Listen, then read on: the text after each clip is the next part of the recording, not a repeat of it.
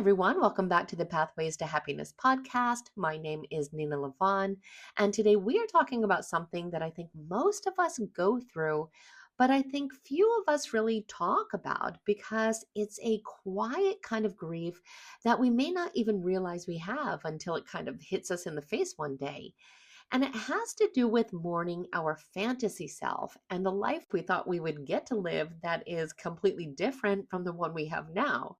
I think we don't always catch it because it usually doesn't show up in big tears or dramatic breakdowns. It tends to sneak in these little moments when we see an old photo, or we hear a certain song, or we find ourselves wondering what could have happened if things had gone differently, if we had made different choices, or if life hadn't thrown us so many curveballs that we never could have expected. I think when we're young, we carry this beautiful and inspiring picture of who we think we'll become and all the things that we plan to do with our lives. We think we're going to be traveling the world or writing best-selling novels or connecting with all of these really interesting and exciting people, or opening a bookstore or starting a band or having some incredible, fulfilling, high-paying job. And even if we didn't have specific goals like this, we definitely had a feeling, a belief that our life would feel meaningful, that we would feel alive. But I think for so many of us, our adulthood is just filled with all kinds of unexpected detours. And these detours don't always look like tragedy. I mean, sometimes they do, but sometimes they can just look like a boatload of responsibilities that we didn't factor into our plans, or be things like a job we took because we had to, or student loans, or a relationship that changed in a way that we're really not happy with. And because so often we just get carried away with the waves of life wherever it takes us, we end up putting our dreams on hold. And then I think we forget how to pick them back up.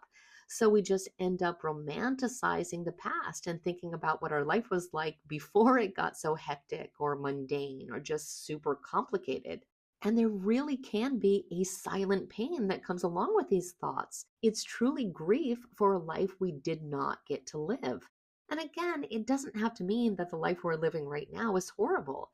It can just feel like it went off script, like there's this shadow version of ourselves living in the back of our mind somewhere, a version where we actually became the person we imagined, where we really did chase the things that inspired us and we didn't settle or get sidetracked by reality. And I think no matter how grateful we might be for what is good in our life right now and the life that we are leading, every now and then that shadow version of ourselves can tap us on the shoulder. And even when we think on the surface we're just being nostalgic about the past, it can bring up some big, complicated emotions: regret, shame, longing, and even guilt for wanting something different, especially when there are other people involved. We might look around at our job and our relationships and our whole routine and think, I'm lucky, I have a good life. And we probably do. But again, there can still be this little voice whispering inside of us, this was not the plan. And that is the grief that we're talking about today. And because it is so quiet and so easy to brush aside, I think it often gets misinterpreted. We think we're just restless or ungrateful, or we think we're just kind of ridiculous for even thinking about the past in that kind of way. So I think a lot of us try to deal with this by chasing distractions or setting random goals and trying to kind of overhaul our lives out of nowhere so that we can try to make the feeling go away.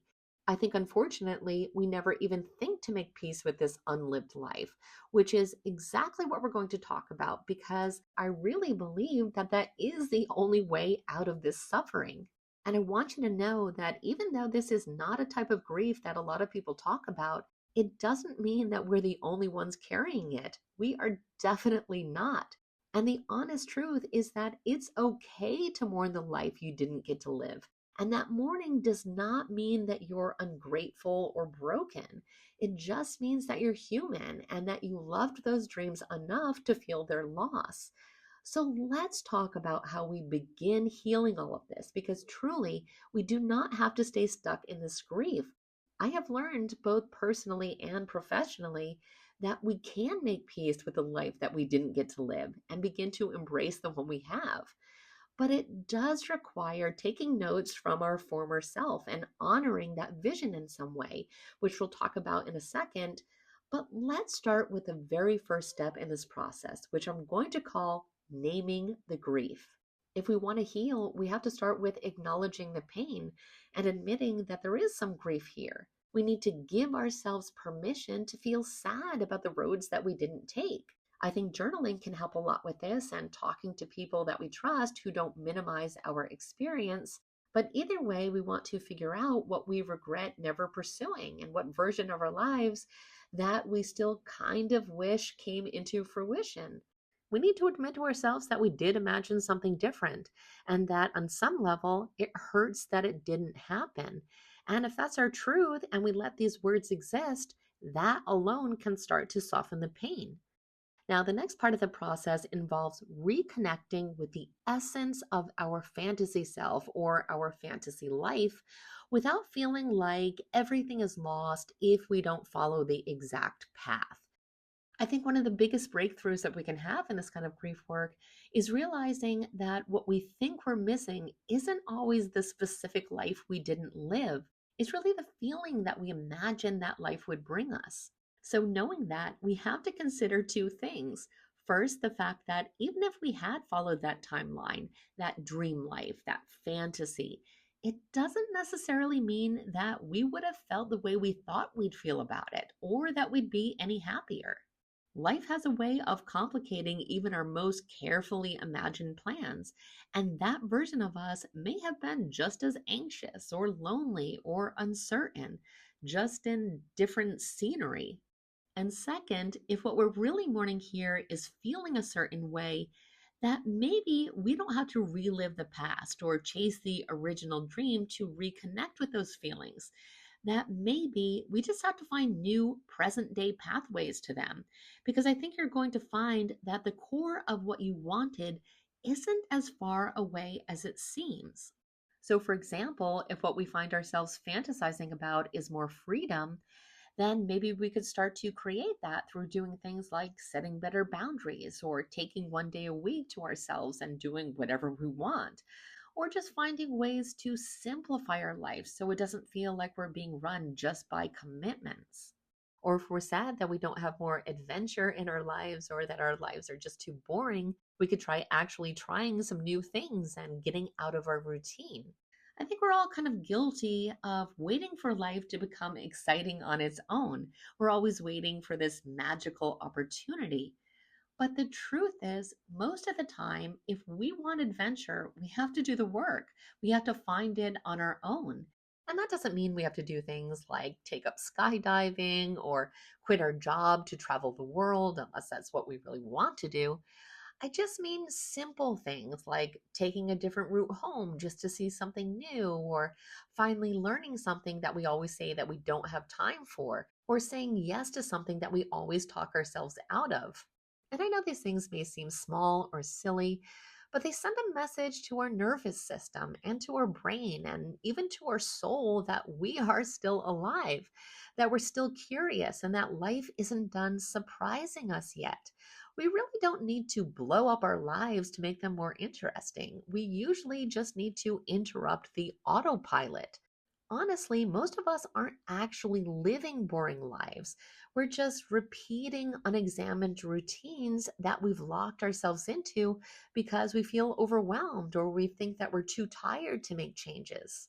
But ironically, I think a lot of the time, if not most of the time, making little changes like this is what ends up waking us up and inspiring us. I think for the most part, we really are just looking to feel alive again. And I think we assume that it has to be these big life shaking changes that are the only things that can make that happen. But I can assure you that does not need to be the case. In fact, I think there are things that can make us feel alive, deeply, soulfully alive, that we can actually access right now if we wanted to. We don't always need a life overhaul. Sometimes it's just about turning back to the things that remind us that we're still here, like listening to music that really moves us, or stepping outside for 5 minutes to actually notice the sky or the stars or the sunlight. Just feeling our own presence in the world again. Sometimes even the most simple things like calling a friend that we can be real with, or lighting a candle, or dancing in our kitchen can be genuine acts of aliveness for us. And the more we begin to consciously create these moments, the more we realize that we don't have to chase the feeling of being alive across the globe or mourn it by fantasizing about an imaginary version of ourselves. We can experience it, at least to some degree, right here in the middle of our very real, very imperfect lives. I think a lot of times what we're really craving are just some moments when we can feel like ourselves again. I also think that sometimes we have this belief that if we're not living this big life like we were envisioning, that somehow the life we have doesn't even count. But maybe we were never meant to live just one life. Maybe we get to live pieces of many possible lives wrapped up inside the one we're already in. And I think it's very possible to do that, not by trying to mentally go back in time and torturing ourselves, but by bringing forward the essence of what really mattered to us that we've been neglecting.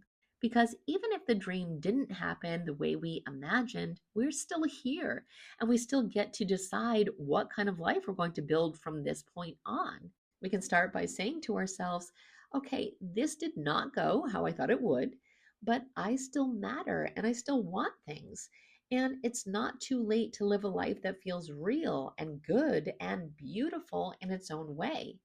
And when we start to live like that, not chasing the past, but listening to what our heart is really asking for now, that's when our current life will start to feel more like home.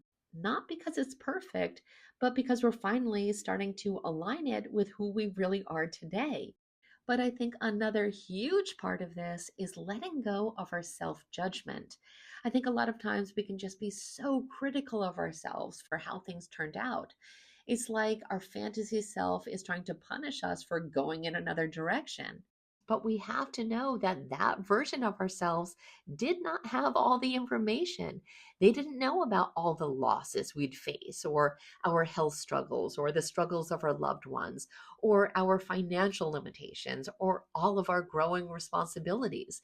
They didn't know about the crazy ways the world would change, or how strong and resilient we'd have to become. And we also have to understand that our job is not to live up to that fantasy version. At this point, it's to honor the real us who's made it this far, who adapted, who survived.